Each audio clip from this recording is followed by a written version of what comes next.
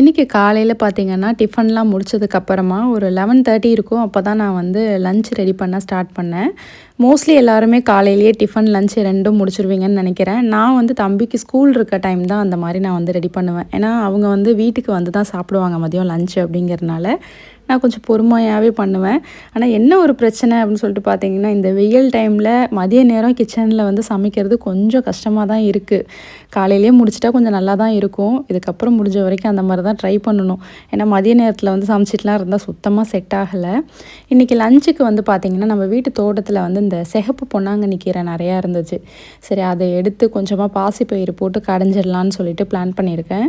கூடவே வந்து ரசம் வைக்க போகிறேன். ரசம் வச்சுட்டு எனக்கு ரொம்ப பிடிச்ச பொரியல் தான் இன்றைக்கி. என்னன்னு பார்த்தீங்கன்னா, இந்த காராக்கரணன்னு சொல்லுவோம் பாருங்கள், நாக்கெல்லாம் அரிக்கும்ல, அது எனக்கு அவ்வளோ பிடிக்கும்ப்பா. எவ்வளோ கொடுத்தாலும் நான் ஒண்டியாக தின்னுவேன். இப்போ இதை செஞ்சேனாலே நான் எனக்கு மட்டும் கொடுத்தாங்கன்னா நான் மட்டும் சாப்பிடுவேன். எனக்கு அவ்வளோ பிடிக்கும். இவங்க என்னோடய வீட்டுக்காரர் வந்து பார்த்திங்கன்னா மோஸ்ட்லி சாப்பிட மாட்டாங்க. நாக்கு அரிக்கிற மாதிரி இருக்குது, எனக்கு வேணாம் அப்படின்னு தான் சொல்லுவாங்க, சாப்பிட மாட்டேன்னு.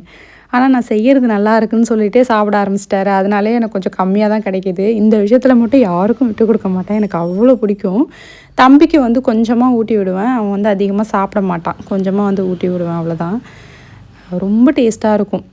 காரமாக செய்யணும். ஆனால் மிளகாத்தூள் அதிகமாக போட்டு மஞ்சத்தூள், உப்பு இவ்வளோ தான் போட்டு நல்லா பரட்டிட்டு அதுக்கப்புறமா லாஸ்ட்டாக வந்து கருவேப்பிலை, பெருஞ்சீரகம் வந்து நுணுக்கி போட்டோம் அப்படின்னா சூப்பராக இருக்கும். எனக்கு அவ்வளோ பிடிக்கும். உங்களுக்கு பிடிக்குமான்னு சொல்லுங்கள்.